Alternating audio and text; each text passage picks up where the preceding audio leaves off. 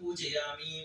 लंबोदराय नमः बदरीपत्रं पूजयामि गृहाग्रजाय नमः अपामार्कपत्रं पूजयामि गजकर्णाय नमः तुलसीपत्रं पूजयामि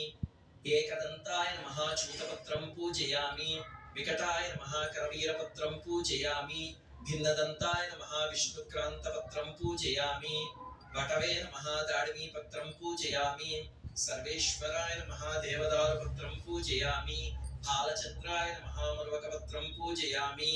हेरम्बाय नमः सिन्धुवारपत्रं पूजयामि शूर्पकर्णाय नमः जाजीपत्रं पूजयामि सुराग्रजाय नमः गण्डकीपत्रं पूजयामि